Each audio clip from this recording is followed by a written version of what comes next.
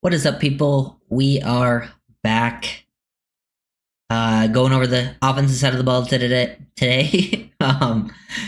Training camp, getting pretty close. I just wanted to, basically break down my thoughts, like pre-training camp, on what I think is going to happen on each side of the ball. Give my thoughts on sort of those position groups, and then get about. I think usually if you go by, and we're going to go over the roster and what I think is going to happen.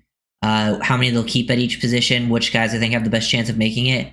And usually I think 25 is a good number to have on each side of the ball because that gets you to 50 if you have 25 offense, 25 defense. And then you usually keep three, kicker, punter, and long snapper. Now there's some exceptions and ways you can move that stuff around. But I'm going to, try to get the different combinations on the offensive side of the ball to get us to 25 and what I think is most likely to play out. But what's up, Irving? What's up, Garrett? Trollway? How you guys doing? But yeah, we can start with the offense. Probably do another stream at some point next few days on the defense because I believe the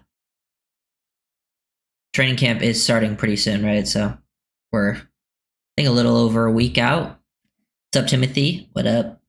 But yeah, we will start with which position group should I start with on offense? Just as a whole, I guess we could start on the offense. I'll just give my general, take on the offense as a whole.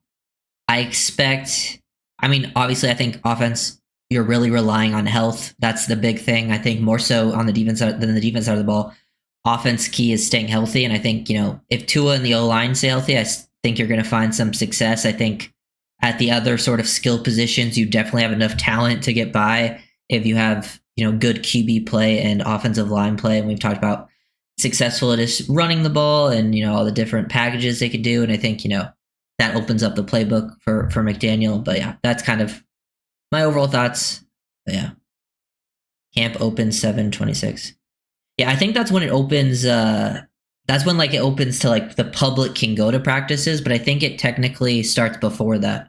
But I think that's when the public is allowed to enter. I think they have some practices before that date, if I'm not mistaken, that are open, to the media and stuff. So we'll hear some things about that as well. Yeah, let's start with QB. I think QB is a pretty basic position to break down, so we'll get it out of the way. I expect to keep 3 this year. There's times where you can keep 2, but I think with Tua, Zach Wilson, Quinn Ewers, I think they're going to keep 3. I don't think they're going to. I think they like Ewers. I don't think they're going to cut him. I think he's the only one with the possibility of being potentially cut. Maybe they thought they could keep him on the practice squad, but I don't think they're going to risk that. Zach Wilson's getting paid, too much guaranteed money. Yeah, those are open to the public. Yeah, rookies on the 15th. Yeah, it's all, we'll see when we actually start getting the real information. Yeah, I think it's, rookies on the 15th, and then a week later is when everyone shows up. And then, the 26th is when it's open to the public. Which is usually pretty fun because opening the public practices, we usually get extra videos, people sneaking stuff on. But yeah, the QB position, pretty basic. I think we're going to see 3 QBs make it. Dolphins last year, I believe they mostly kept 2 throughout McDaniel's tenure, but there was years they kept 3. This will be a year they believe they keep 3. I feel better about the depth this year than years prior. I think, Zach Wilson at least has some upside. I'm not super high on it, but Ewers at least has experience in the system. So I think you could at least get somewhat better backup QB play than you've done in the past, but not enough to where it's a huge difference maker. I still think if Tua goes down, the season's pretty much over. It depends how much time he would miss. If it was missing 2 games, obviously, they could still come back from that, but miss 6 like it was last year, and that's tough. But yeah, I expect to keep 3 quarterbacks. Overall, QB position, backup slightly upgraded.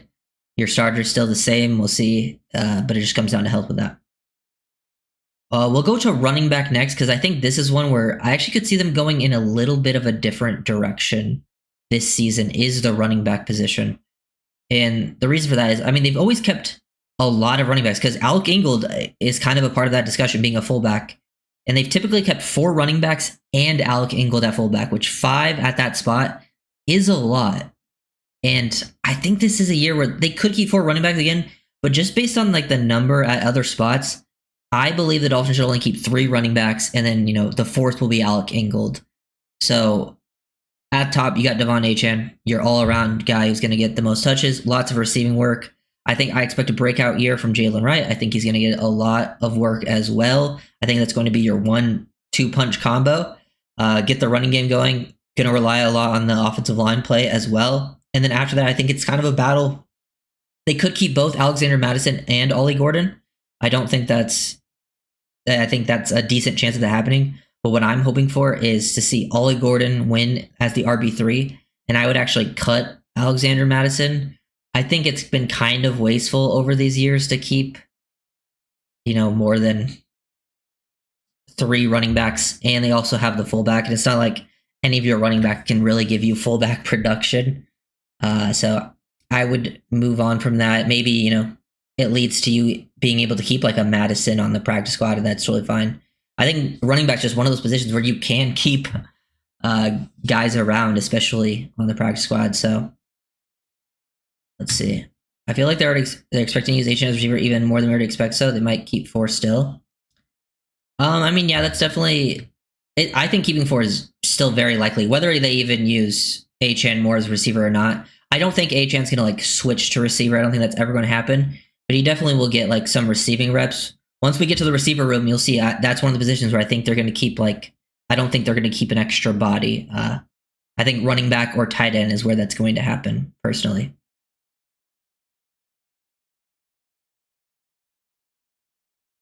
I saw where if he was the trick safety responsible for commit number 3 going vert. Yeah, that's definitely where I think, if he kind of would thrive with what Miami's trying to do. But yeah, either way, I'm not sure how it's going to play out. Dolphins have pretty much always kept 4 running backs. Like they would always keep Achane, Mostert, and then they would keep like Jeff Wilson, Chris Brooks at times. Like they kept 4 a lot. So I'm kind of hoping, because they haven't really needed that 4th running back any year. And running back's one of those positions where if you do lose all your guys to injury, I still feel like you can find more production off the street at running back than probably any other position. So I would roll with Achane, Wright, Ollie Gordon, and then Alec Ingold. And then I would probably move on from Alexander Mattison. And then honestly, with how the things work nowadays, there's probably a chance you could even get Madison on the practice squad. Was that cover 8 that was in the red zone versus Bears, Lions, in Chi-Town? I don't remember the play off the top of my head. I'd have to go back and watch it, to be honest. But it was probably cover 8 or 6, which is cover 8 and 6 are the same thing. It's just to different strengths of the field. Because it's cover 4 on one side and cover 2 on the other. But cover 6 and 8 is just, it flip-flops which is to the strength and which is to the weak side of the field. But at the end of the day, it's basically the same thing. But that's how I would view running back. So, which would keep you at 7. Hopefully, we'll get to where things could change, but that would put you at 7, 3 quarterbacks, 4 at running back, including Alec Ingold. Tight end. Now, tight end, you got some question marks, because they've gone in many different directions at tight end. It's probably your weakest position. It's definitely your weakest position group on the offense right now, for sure. That with O-line depth is your weakness on offense, in my opinion. But because there's a lot of question marks. You got Darren Waller up top. He's mostly a big slot receiver. That's why when I get to the receivers, you're going to see me basically you can include Darren Waller in both groups, the tight end group and the receiver group. He basically is going to play a lot as a big slot. Then you have guys like Pharaoh Brown and Julian Hill. I expect Pharaoh Brown and Julian Hill to make the team because they are the only 2 wide tight ends on the roster. They're the only ones that play in line. And I know, the Dolphins are high on Julian Hill. I basically, with the roster, I would keep him as well, just with how it's played out. I wish you could have upgraded him, but with how you have it, you kind of need to keep him around. And hopefully you got to hope he returns more to that rookie season form than how he looked in second year. And yeah, keeping 3 tight ends, that could be it. It could just be Darren Waller, Pharaoh Brown, Julian Hill. It could just be 3 tight ends as they've done in the past. Last year they kept 4. Before that, I think they kept 3. And there was even one year where they only kept 2. But this is a reason I want to keep only 3 running backs, because I think they should try to keep 4 tight ends, which would be Waller, Pharaoh Brown, Julian Hill, and then that leaves a fight for Tanner Connor, and Jalen Conyers for that backup F tight end. Either way, I think those guys stick around. Even if it's not on the main roster, I think they probably still stick around on the practice squad, and you can always elevate them up or down depending. But I think I would keep 4 tight ends. Don't want to risk losing, I think, Conyers.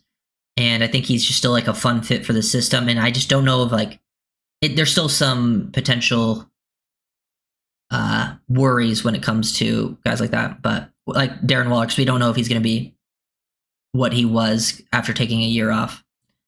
But yeah, I think I would keep 4. So that would keep you at 11 total right there. Let's see. I guess cover 2 gets played pass 3x1 in quarters of the weak side. Cloud corner tricks is responsible for third right going vertical. Sorry, cover 6 lock safety. Or maybe still tricks in cover 6. I don't know. Well, yeah, cover 6 and cover 8. You can run tricks out of both. But yeah, it's typically, I think it's 6 more so than 8. But either way, like it's gets the job done. But yeah, so that's sort of like QB, running back, tight end. I think you end up keeping 11 out of those.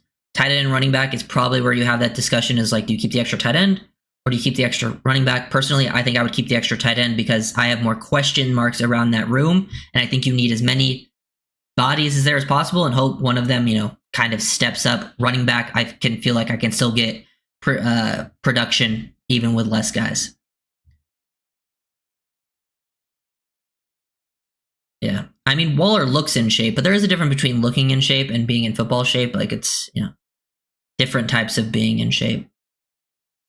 Then let's go to receiver. I think they go similar to last year and keep around 5. In the past, I think the first few seasons with McDaniel, they've kept 6. And then last year, I think they actually started out with like 3 or 4 because of all the injuries. And then they end up, moving things around and then kept 5 for most of the year. So I think receivers, you got Waddle, Tyreek, Malik Washington, Nick Westbrook, Akine. I think those 4 are locked. Unless injuries happen, knock on wood. Those 4 are locked for the roster. I think that leaves 1 spot, potentially 2. I still think they could keep 6. Maybe instead of keeping an extra tight end, they keep an extra receiver. Instead, I think that's where like the extra body probably goes to is one of the skill positions. Because I think they can get away with 9 offensive linemen. You could keep 10 as well, but there's not really a 10th offensive lineman, in my opinion, at least on the roster right now, that's worth keeping or like, oh, you need to keep that guy. I think you could keep them on the practice squad and they'll still be there. So I think that leaves, I think you got guys like Ezukanma. I think it's his last, probably off season with the Dolphins, maybe ends up on the practice squad, but I don't see him making the final roster. I think the fight ends up falling between these 4 guys for the 5th receiver spot. Potentially 6, but I'm going to keep it at 5 for now. At least in my prediction, I would predict 5. I think it falls down to Taj Washington, D. Eskridge, 2 smaller, quick receivers, or Theo Weiss Jr. and Andrew Armstrong, the 2 UDFAs. Bigger body guys. And this is very tough to predict. Like, I truly don't have, like, you can probably keep a couple of these guys on the practice squad as well, so it's not a huge deal if like the guy you want doesn't make the roster. If you keep him on the practice squad, like you can always keep him around for next year. They could always end up getting elevated. Like with how the practice squad works nowadays, like a lot of those guys are basically on the roster because you can elevate and move people around so much. There's so much more flexibility. But it's tough to predict at this point because Taj had that injury early on. Eskridge is more of the veteran of that group and at least made a special teams impact last year and actually like he looked pretty comfortable in his little playing time, but I think there's more upside with some of the other guys because there's, still question marks because they're younger. But we didn't really hear much about Armstrong or Weiss in minicamp, which is normal, I think, for UDFAs not to get here too much. But if any of them stand out, like it literally could just flip. Like we could hear nothing about any of them in training camp, and all it would take is one of them showing up in a preseason game to completely flip these battles. Like last year, the same thing happened with like Patrick McMorris. Patrick McMorris, we didn't hear about him at like all in training camp. And then preseason week 1, he absolutely blew up, had a great game. And then we started hearing about him in training camp after that, like in the practices. And we start, he makes the team, even with an injury, they kept him around. Like, and they actually kept him, I think, cut the long snapper and then put McMorris on IR so they could potentially bring him back, not that he's out for season, and then brought the long snapper back. Like there's ways to manipulate the roster. But yeah, I think it's Waddle, Tyreek, Malik Washington, Nick Westbrook, Akine. Those are pretty clear top four. And I don't know. I think I would probably lean towards one of the bigger body receivers. You can also consider Darren Waller as one of the bigger body receivers a part of this group. So you don't. That's why, like, I think Waller gives the flexibility where, like, oh, if you did want to keep your last receiver to be like Taj Washington, because out of that receiver group, that's the four. Nick Westbrook Akine is one of the only like bigger body guys. But I think Waller might give you that flexibility if you wanted to lean away from that. But it could give you 3 and 3 if they kept Andrew Armstrong or Theo Weiss Jr. And I would lean towards Andrew Armstrong because at least based on college film. Do you think any of the you do? Yeah. Right now, Lucas, I'm leaning, like, if I had to, like, it's so much can change, but my guess of right now is Andrew Armstrong, I think, has a decent chance. Theo Weiss, based on film, is a little less, in my opinion, but Weiss did get more guaranteed money, and you can't ignore that. That means the team was probably higher on Weiss because they really wanted to get him in because they gave him, like, a lot of guaranteed money. Yeah, so I think that's the battle between those four. But I think they keep 5 receivers, which I think puts you at 3 plus 4. You got 7, and then you got I think 4 tight ends, so 11 plus 5 receivers. That puts you at 16. And I think you keep about 25 on each side of the ball, so that gives you the chance to keep 9 offensive linemen. So you got your 5 starters, obviously Patrick Paul, James Daniels, Aaron Brewer, Jonas Savianaya, and Austin Jackson. Obviously, those 5 makes the team. Then I think it keeps 4 after the fact, and I think it's pretty simple, actually. I think it's Keon Smith. I think it's Larry Borum. I think it's Liam Eichenberg, and I think it's Andrew Meyer. I hope they cut Jackson Carman. I don't need to see him play ever again. Ryan Hayes has pretty much always been a practice squad guy. And then you have all your UDFAs, Josh Preby, Addison West, Teddy Cushy. I think a lot of those guys could be practice squad players and nice developments. And out of them, I think Addison West could take like an Andrew Meyer spot because they are very similar players. Meyer's a second-year UDFA. If West outperforms him, I could see them keeping like West over Meyer. I don't think that would be that crazy if happening. But like, this is why I think they need to add like a free agent because there's really not even that much competition for the depth guys. Like, I just think like you paid Borb, he's going to make it. Liam's been around for so long, he's going to make it. Like, I don't want Liam Eichenberg here, but he's going to make the team. Like, he's versatile and he has experience. They're going to trust him. And then Keon Smith, we know that Greer really likes him, and he's probably your swing tackle as of right now. And then Meyer made it last year as like the backup center.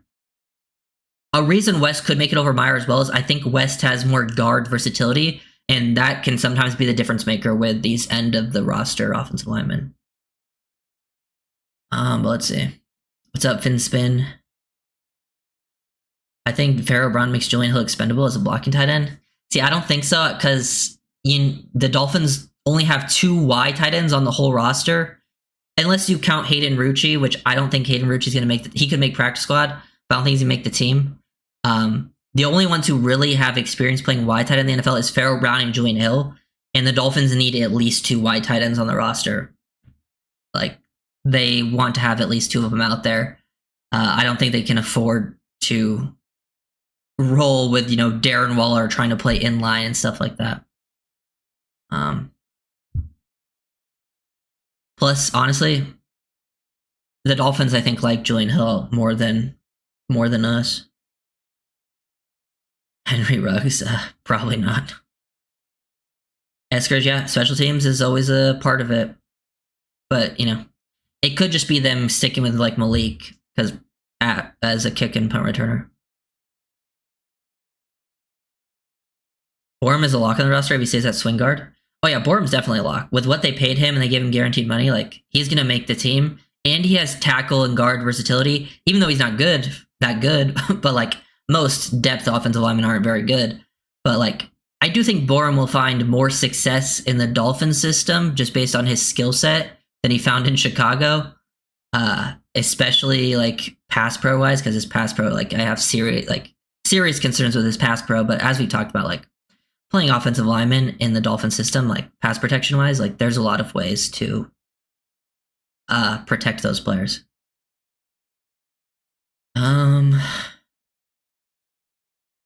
Armstrong is the tallest part. Could be a red zone target. Yeah. Well, yeah, him. I think Armstrong's him and Theo Weiss are similar signs, but I think Armstrong's got the 6'4" edge. But either way, I don't know if it like plays too much of a like advantage for him over Weiss, you know? Because Nick Westbrook-Akine and Darren Waller are probably your best red zone threats in terms of size. But I do like Armstrong a lot. Armstrong is my favorite of the young receivers to make the back end of the roster. I think the most upside is there, and I think he'd be a fun fit in the system.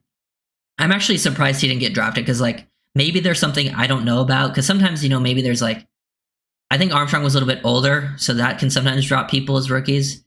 But, you know, sometimes there's maybe some off-field concerns or like injury concerns you just don't hear about. I still haven't heard anything about that with Armstrong, or maybe like character stuff, but sometimes that's why people fall. If that's the case, then, you know, I could see him not making it. But just based on film, which is what I have, I would take Armstrong over Weiss. I actually think him and Taj Washington are like pretty close in talent, but very different players. Like very different. So it's sometimes tough to, but you could probably keep both practice squad. Like say you cut Taj Washington, decent chance he doesn't get claimed, right? And you can just get him back on the practice squad. Yeah, they do love Julian. And like, hey, for Julian Hill, like, he is a UDFA. So based on expectations for a UDFA, he has definitely played above expectations for UDFAs. Most UDFAs, like a vast majority of UDFAs, don't even make the rosters. And if they make rosters or like make practice squads, they don't stick around that long. Julian Hill has made both in his first year and has like played a lot of snaps. Like he's beaten the odds, but like he did not play good when he did play, especially in the second season. The first year he actually showed a lot of promise, I thought. The second year there was a lot of missed blocks. I actually made a video. It's members only right now. If you guys want to, you know, join up if you want early access to videos. But I made one on McDaniel, and like it was like 2023 versus 2024, and you could see the difference in some of the blocking, even just looking at Julian Hill. Not even the O-line. Like Julian Hill on some of like the big plays, he had like huge blocks in 2023, and then 2024, like a lot of the big negative runs that I show are he was a culprit of missing those blocks. Just shows how important I think tight end blocking is so important in this system, and I think was just as big a problem last year as like the O-line when it came to run blocking. Oh yeah, I did see this play on Twitter. This is actually a really cool concept that McDaniel ran. So this ends up being like wham with a fullback, Alec Ingold is here, and it's like it's wham trap going on. So he whams the 3-tech, and it allows Brewer to get out. They leave him unblocked. He whams down, finds him, and then Brewer's able to get to the next level. And then Eichenberg traps 51. Just creates like this huge lane. Like, you know, unfortunately didn't get like a huge gain or anything. It picked up like 7 or 8 or something, which is, you know, a solid play. Like, man, the Dolphins just have some designs that are so beautiful and some that have like really got you scratching your head at times. I just saw that on Twitter. I thought it was good.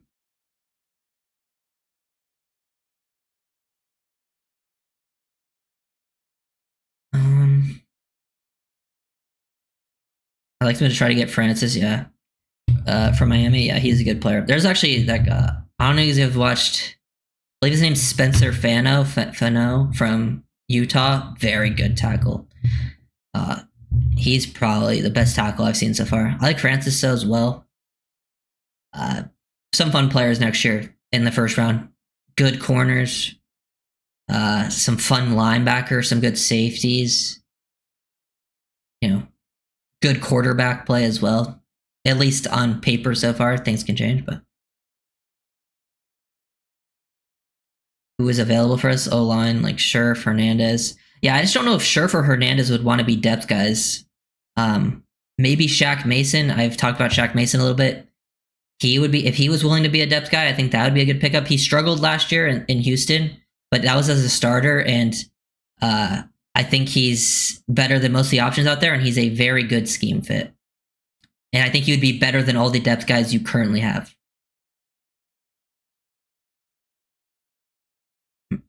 What up, Cliff? I would love Wynn over Eichenberg and Borum, or at least one of them, but Eichenberg even less because he can play all 5 positions and was the backup center in 2023. Yeah, I just Wynn's probably better, definitely better talent wise than them, but like he's really struggled to stay healthy. Are you a buyer of sellers? I think for pretty much every QB in that class, Don, there is a crazy amount of potential, but there's like one or two issues that I think they really need to improve upon, which they have a chance. Like they still have another, at least another season to improve upon that. But there's like 10 guys like that. Sellers is probably one of the like one of like three QBs that I think has the chance to be like really good out of that class. I think Daniel Jeremiah was comparing him to like Culpepper, McNabb. I think it's a pretty good comparison. And Sellers like really good athlete, really big. And I think, there are some question marks with some of the in pocket processing, but he was surprisingly more far along than I thought he would be. But he still needs to develop. Like he needs to take a next step before I'd be like super comfortable. But he's like one that could, if he takes the next step, like he'll be like the top pick in the draft. Like he's got all the physical tools. I'd be okay with Wynn again as a backup. Yeah, me too. Like I'm definitely not against Wynn. I just don't know. I feel like if the injuries weren't super serious, he probably would have already been signed, right?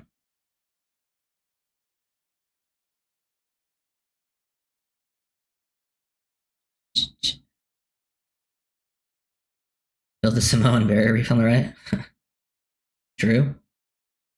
But yeah, that's how I kind of see it playing out. That's 25 right there. So I had 5 receivers, 9 offensive linemen, 3 QBs, 4 at running back, including Ingold, and then 4 tight ends. Now I think the 4 tight ends could change into 3 tight ends, and then that other spot would either go to, I think, either receiver or running back, depending on it, because if people show up at training camp, like say Armstrong and Taj Washington both have like really good camps and preseasons, and they're like, okay, we got to keep both, so we'll risk cutting like a tight end here, and then we think we can keep the tight end we wanted to keep on the practice squad, that type of thing. Same thing for running back. Say Ollie Gordon and Madison, they want to keep both. That could also be something. I guess you could also say the same thing for a line, but I feel more comfortable about the other spots. Thanks for any good swing tackles we could sign still? Ooh, off the top of my head, I don't think so. I know there's like Jedrick Wills, but apparently there's like real concern with Wills, like when it comes to like effort, and like I don't think we want someone like that on the team. Drew Aller's next Drew Bledsoe. I'm not super high on Aller, to be honest. I actually prefer like guys like Sellers, Klubnik, Nussmeyer at this point. Aller needs to improve. One, he's a guy that really struggles in big games and like just has like a few throws in the games where like, what the heck are you doing? And then also like I think there's certain traits that I think translate really well from college to the next level. And I think pocket presence is one of them. If you're a QB with good pocket presence, I think you always have a better chance of translating. And I think Aller, one of his biggest weakness is pocket presence. So that's where I need to see him improve in this year for Aller. Because he does have good physical tools. He actually shows some decent processing at times. But I think like decision making, consistent accuracy, and pocket presence.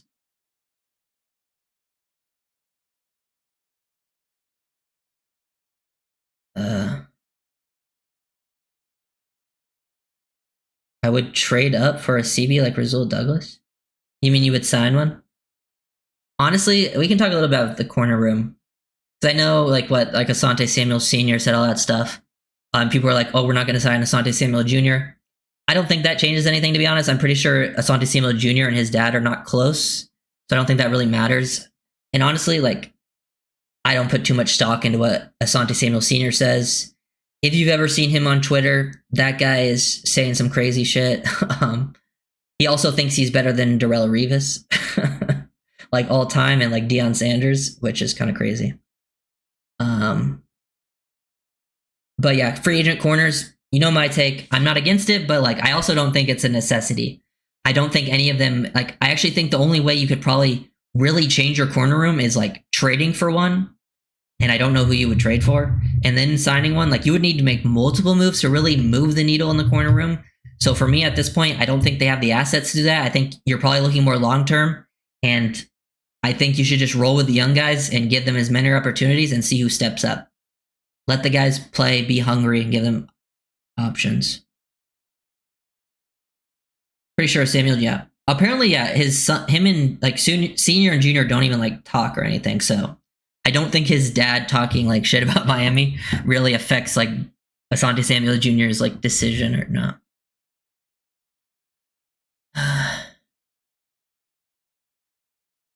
What do you think? What do you think about the QB class in 2026? Overrated or underrated? I'm not.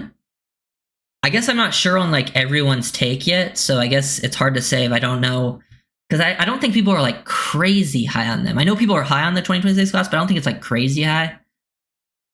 I think there's a lot of names with promise, but I don't think there's a single player at this point that I look at and think like, yes, that guy's going to be 100% stud.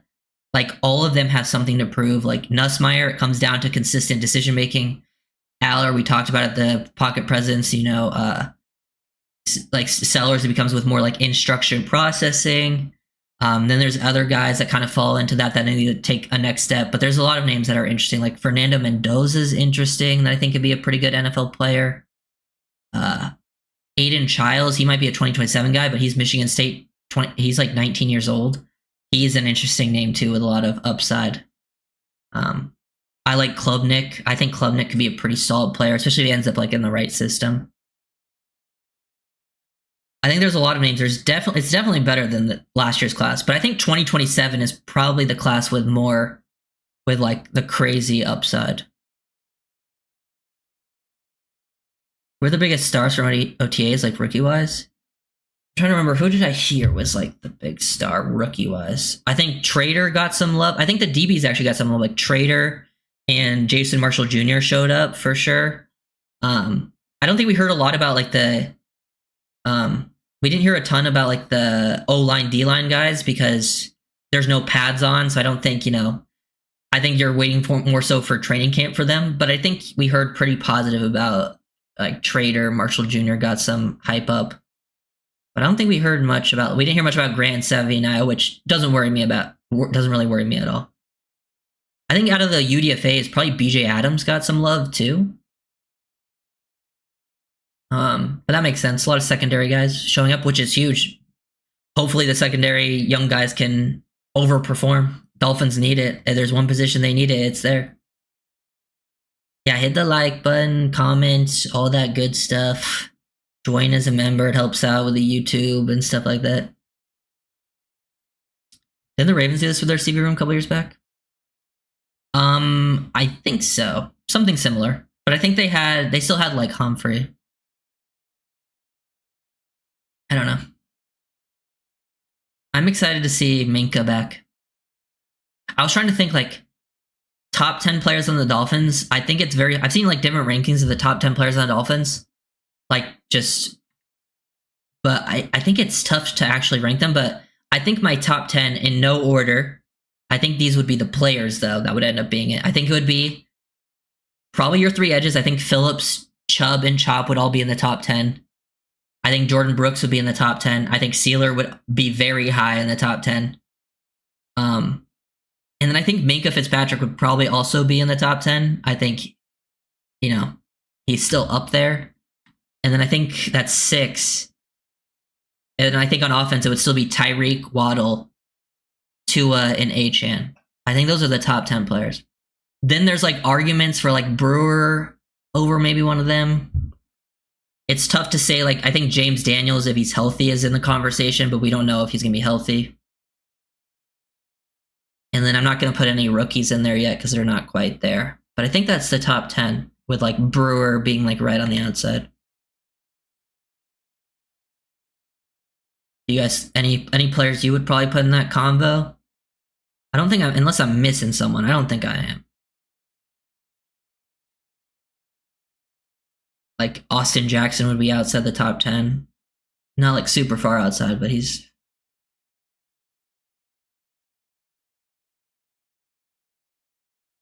Yeah, I don't want to draft super old QBs. Are good examples of teams with CB rooms like ours working out? I can't think of any. I'd have to look into it. I'm sure there are examples like I know that like the Chiefs, for example, actually have always had a pretty young secondary. Now they've had Trent McDuffie, who's a stud, but outside of McDuffie, a lot of their room was like it was Jalen Watson, who was a late round pick who's overperformed. I think they have really young safeties that play as well. Like I think outside of McDuffie, it's like a pretty like young, mostly no name ish group. So the Chiefs are a decent example, but McDuffie's very good. And they play a lot of man to man coverage, which I think the Dolphins are going to play more man to man this season.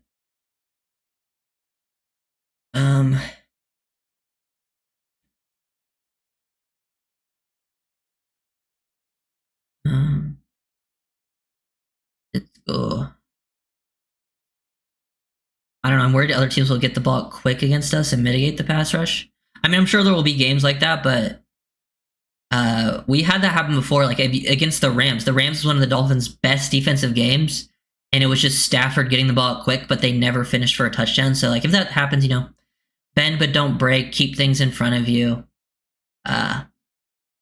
That's why, like, if you keep it a quick game and it's very short, or if you are playing more man, that can help you get rid of the quick game potentially. And then also stopping the run. I made a video on this. It's going to be out soon. I actually talked about the D-line carrying the team. But yeah.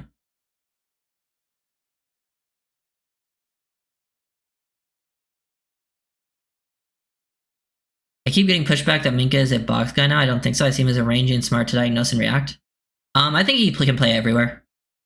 I think one of the problems with how the Steelers used him is they only let him play single high a lot until like the second half of last season. I still think he can play single high, but I do think that is kind of a waste of his skill set at times, because you can vary, like, there's a lot, if you are a single high guy, there's a lot of plays where you just are not involved. I like, you know, mixing up, putting him in the box, let him play as like a quarter safety, you know, let him play as a buzz defender, playing those hooks. I think he's really good playing downhill and being more involved in that stuff. So I just think, you know, nice little versatile role.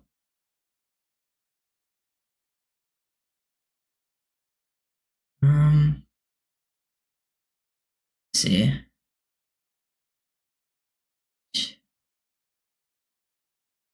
I like him when Steelers bust him. Oh yeah, for sure. I like when he plays like as a hook defender, like hook robber. I think that's where it allows Minka to still be involved in coverage, but also play downhill aggressively and take away that middle of the field stuff. Finally call you up. Yeah, what's up, Flem? How you doing? But yeah, dropping frames a little bit. At least it's not horrible. But any more questions on the offense? I'm trying to think, who do we not talk about too much? I guess I could talk some more about the starters, because I feel like we were kind of going in more in like roster construction, especially once I got to receiver and O-line. I think the receiver group is still quite strong. Honestly, if Tyreek plays near like his, like, I'm not saying he needs to play like his highest level, but if he plays like, you know, if he doesn't have like a fall off, I think more than last year's fall off was the fall off of the whole offense, and like offensive line play is what really hurt Tyreek and Waddle. I think if Tyreek and Waddle are playing at like obviously their peak, this is probably the best overall receiving room, I think. In terms of like, I feel pretty confident in Nick Westbrook-Akine and Malik Washington. Two very different players that can both play as slot players and give you different looks, one being a valuable yak guy and one being valuable red zone, and both willing to do like dirty work stuff. And then I think you have some upside on the back end of the room, but I don't know. I think this is a Waddle breakout year. Yeah, Flem's in here. I know he's a big Waddle guy. Waddle's always been good, but I think this could be like a Waddle breakout year in terms of like Waddle finishes as the Dolphins receiver one. I think it's the year for it to happen.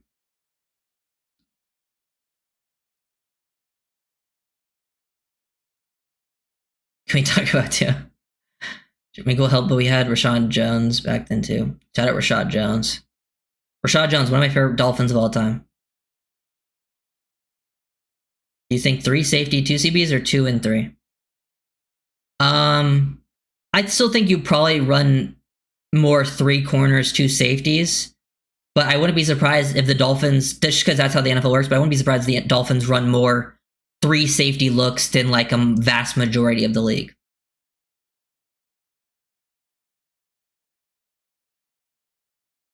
I want to see 17 in the slot. You think he'll be there more? I think there's a good chance of that, Flem, because I think the Dolphins are going to run more 11 personnel, which allows for 3 receiver sets. And because the Dolphins have always run a lot of 21, and when you're in 21 personnel, that's 2 running backs and 1 tight end on the field, or 12 personnel, 1 running back, 2 tight ends. That means you only have 2 receivers on the field. When you have 2 receivers on the field, they're typically both on the outside. So if you're in more 11 personnel, which I think they're trying to do with, I think that's the move of like getting rid of Jonnu, bringing in Nick Westbrook-Ikhine, and Nick Westbrook-Ikhine can play in the slot and on the outside. I think it will allow for more options for guys like Waddle and Tyreek to play in the slot, which I think can be very helpful, especially in certain matchups. Waddle just needs to stay healthy and avoid getting banked up more. Yeah. But I also think some of the Waddle getting injured stuff is a little bit overstated. Like he hasn't missed, like he definitely has had some injuries, but I feel like people talk about it like he's missed so much time. He hasn't really missed that much time. But yeah, he does need to stay a little more healthy than he has in the recent 2 seasons. Finally, he'll goal line fades, yeah.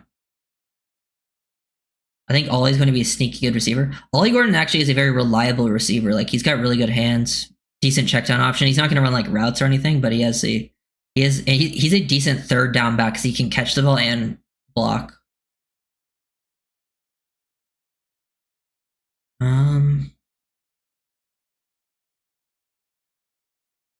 Yeah, O-line is like, I look at the starting group and I think about this system and I actually feel pretty confident with this starting O-line.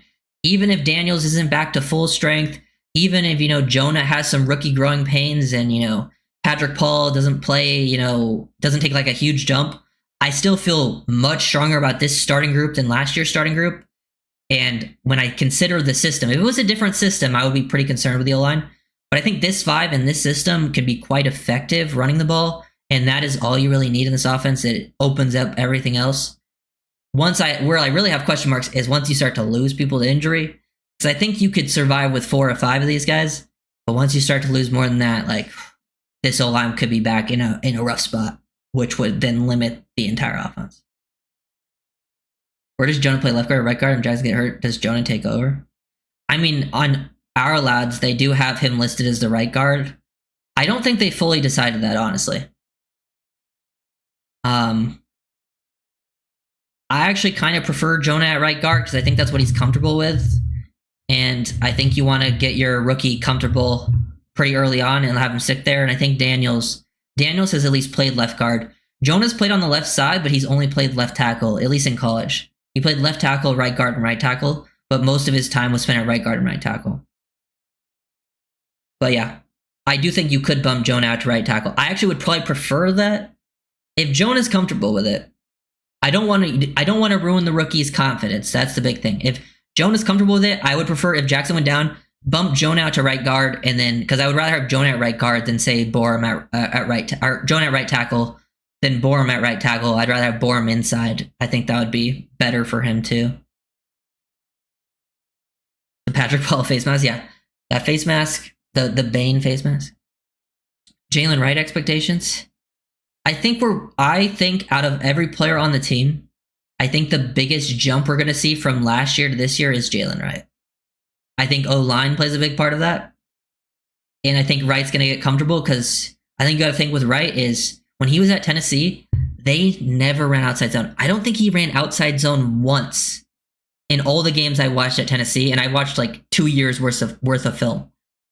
And now when you come to Miami, it's majority outside zone. It's a different it's different reads, different things they get used to.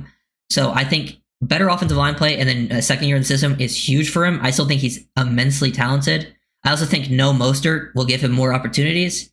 And hopefully McDaniel gives him more stuff to do in terms of like not just outside zone. Let him do the other stuff that we know he's comfortable with, what he did, in college, which is, more gap scheme and mix in some inside zone, which I think would help him out and also help others, would help out, keep defenses honest too.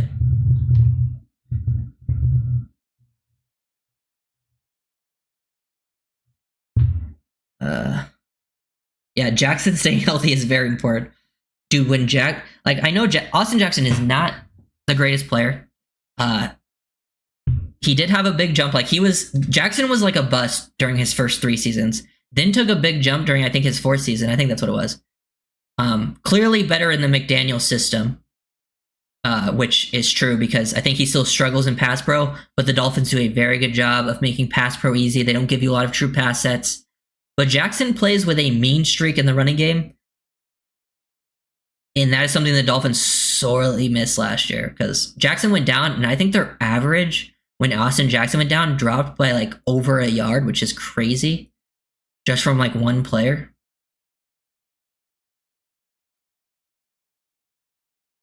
Some people are comparing Chop Robinson to Von Miller and Micah Parsons.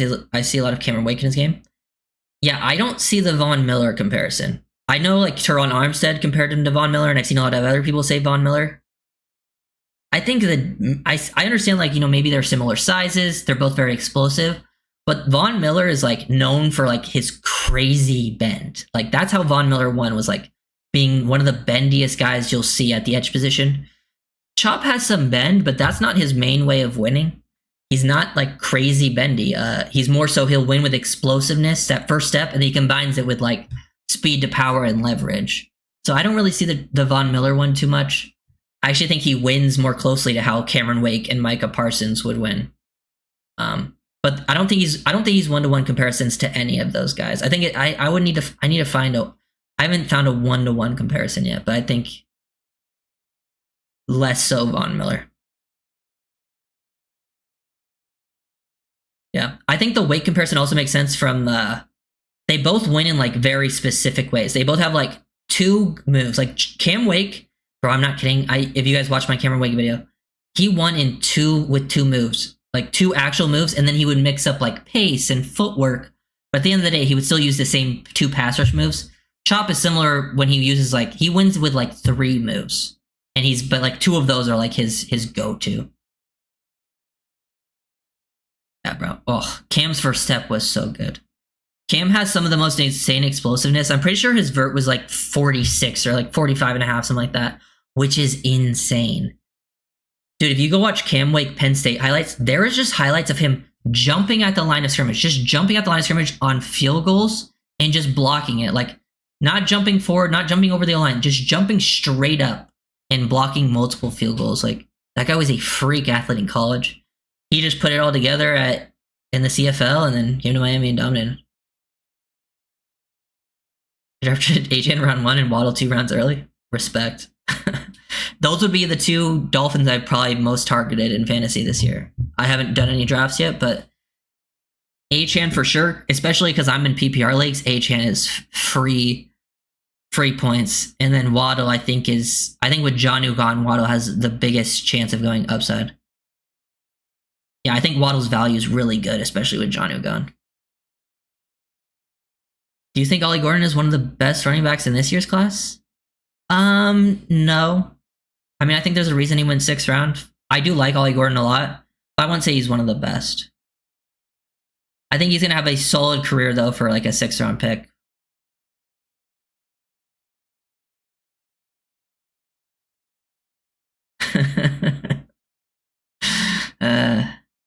Chops what Deion Jordan was supposed to be. The Deion Jordan pick. The first draft I ever like really scouted for. And man, dude, the 2013 draft is so weird because it's mostly just like, it's one of the worst classes, and then you'll just like find Hall of Famers like sprinkled throughout it. It's like bust, bust, bust, Hall of Famer. Bust, bust, bust, bust, bust, Hall of Famer. Dolphins unfortunately took all bust.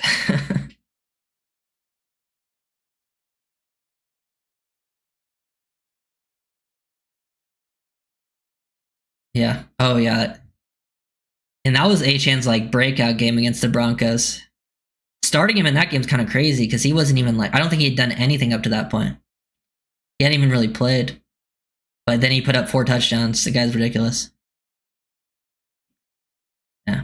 Hey, Deion Jordan isn't the worst one to me, though. Because at least, like, I think the reason Deion Jordan didn't work is because of, like, I think it was more of, like, a mindset and maturity thing. I think he's even mentioned that in, like, interviews after the fact. Like, he just wasn't ready for the game, and I can respect that. But at least Deion Jordan had talent, and it was a bad class. To me, the worst one, at least in my time, is the Charles Harris one. Because I never thought Charles Harris was even good at all. Like, not even just as a player. I was in the first round. Like, I mean, I was like, dude, I wouldn't have taken him until like day 3. But that's the worst one to me. I think. I'm trying to think. Yeah. 2014 Jawan James, didn't love it, but at least Jawan James had, he was decent enough. He just went too early. Devontae Parker, yeah, he's not the worst one. Wasn't a great pick, but not the worst one. Laramie Tunsil, great pick. 2017 Charles Harris, ugh. 2018 Minka Fitzpatrick, very good player. Didn't work out, but he is back. 2019 was Wilkins, obviously a good pick. 2020 there's an argument with probably Noah being one of the worst, but I think Noah has had a pretty decent year last year for Washington, but he's in the conversation. They took him like at least a couple of rounds too early. And then, yeah. Then it's not any of the most recent ones. It's not Waddle or Phillips were good picks. Jamar Taylor over Breeze has been. Over Breeze? Was that... Jamar Taylor was our second round pick in the 2013 draft. Remember that? The wicked easy move to 3 just made it taste worse. Oh yeah, the trade definitely makes it worse. But I will say the trade actually wasn't that bad because I think I believe the reason I say the trade wasn't as bad is because the draft was so bad that trading up, I think they traded from 12 to 3 and only give up a second round pick.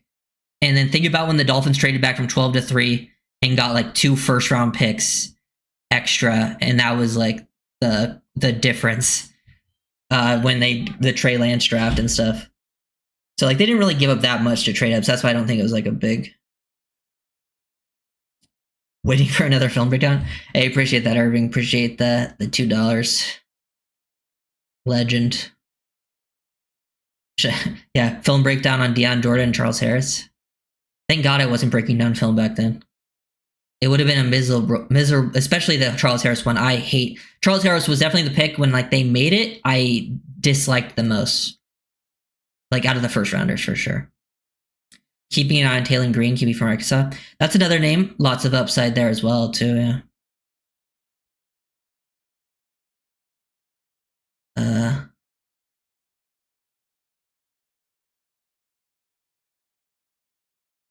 Can Westbrook-Ikhine be a better blocker than Johnny was? He probably is a better blocker than what Johnny was, at least with what like Tennessee asked him to do. I think Nick Westbrook-Ikhine will do a lot of dirty work that they didn't even ask Johnny to really do, like out in blocking in space and stuff. Charles Harris has a Super Bowl ring. He might. I know he's playing. He bounced around the league for a while. He might have got one. Good for him. He did. I know he was on like the Lions, but they didn't win one. But I know he was on them for a while.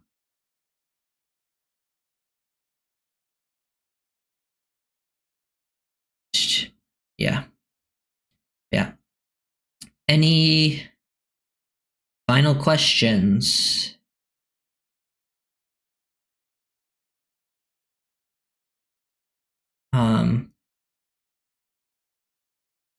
Went over the whole offense. Probably do another stream in a few days going over the defense.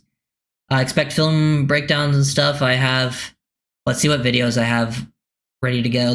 If you go to my channel, you can see the ones that are like ready to go. They're members only right now, but I believe I have an Aaron Brewer one on deck, an Anthony Weaver one. The Anthony Weaver one will probably come out on Saturday. That one's good. The Anthony Weaver one, I go in depth on like coverage rotation stuff. I have a Miami Dolphins one where like I go over it's a lot to do with like Mike McDaniel and how like we can return to form compared to 2023 and 2024. And then I just made one on how like the Miami Dolphins front four will carry the defense this season. That's not a film breakdown, but it's just me kind of talking like this, but in video form instead of streaming. And then I got other videos. I'm planning to make, I do have clips for a Tua video. I have not made a Tua video in a very long time, but that should be fun. The comments on that are sure to be a good time. Might not even read them. He was a bench warmer for the Eagles last year. I didn't even know he was on the Eagles last year. It wasn't Jamar Taylor, it was Jamar Fletcher. Yeah, I was gonna say, I was like, I don't remember Jamar Taylor being the. I was like, that was way later than the Breeze thing. I'm pretty sure. Does Weaver have player film? No, it's he probably does have player film. I probably could find it, but yeah, it's just like his defensive calls. Out of curiosity, what's your schedule for making those? Do you make a bunch at once or spread it out? I wouldn't for making them. I would say usually, just when I have time, I get clips and stuff. Like clips, I watch film, obviously, and then I get clips that I think are like would tell the story for what I'm trying to say in the videos. I edit the clips together, and then I usually, when I wake up in the morning, I have time, and I usually make a video pretty early in the morning, and then I edit it, upload it, and then post it at whatever time based on when it's good to go. But I usually get to make them pretty quick. They don't take crazy amounts of time, especially because during the season when I have to watch all the film and stuff like that, it can be tough. But with this stuff, I've already seen a lot of this film. I'm just kind of finding clips. But during the season where I'm like, okay, I have to watch every play, analyze every play because it's all new, haven't seen it before, make sure I find all the little details, that can take a while. Turn off comments, yeah.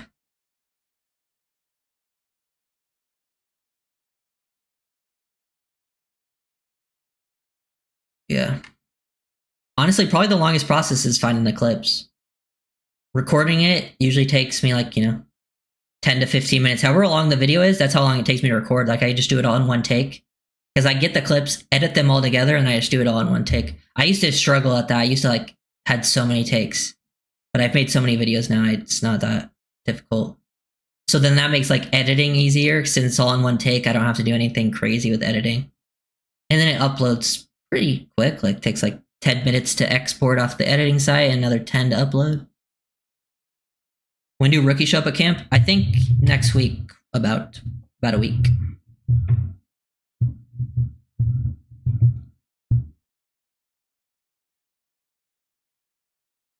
Waddle over under 1350 and a half. Oof. I would love for it to be over, but I don't know if I would make that bet. I think there's just too many outside variables that could ruin Waddle from getting that many receiving yards, One being QB injury and another one being offensive line injuries that could just hurt the whole offense. And I think, better chance of that probably happening than not.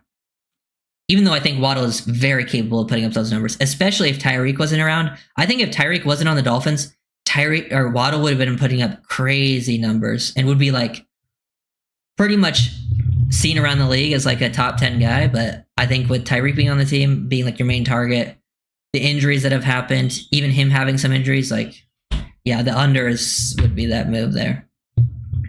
Even though I'm hoping for the over. If there's one player I'm hoping just absolutely crushes it this season, it's Waddle.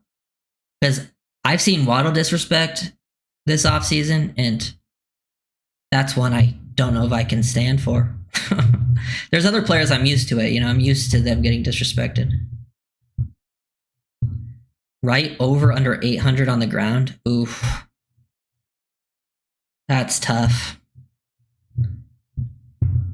Because probably under. Because I think he probably gets in the 150 carry range. And that means he'd have to have a crazy high rate. Remember when Achane had 100 yards rushing, but his first year, and it was he only had 100 carries, but he averaged 8 yards per carry, which is just unrealistic. Yeah, I've seen people got Pickens and Jameson Williams over him. I've seen people put Xavier Worthy over him, and to me, that's crazy. There's some people to me, he's in that Devontae Smith, T. Higgins range, who I think are very good receivers. To me, Pickens and Jameson Williams are at least a tier below Waddle. If you go based on tiers, they're at least a tier, potentially 2. But yeah. I want Waddle to be the Dolphins' all-time leading receiver in receptions, yards, and touchdowns. He has a chance. If he plays his whole career in Miami, I think there's a decent chance of that happening. And he's under contract for about as long as anyone, and his contract's good. I know he's getting paid $30 million this year, but after this year, Waddle's getting paid $19 million per the next 3 seasons, which is very cheap. Very cheap for his level. I've seen Travis Hunter over him already. I mean, we don't even know if he's going to play full-time receiver, even though I think Travis Hunter is very good, or he's going to be very good. But yeah. Okay. Thank you guys for watching. I will see you guys next time.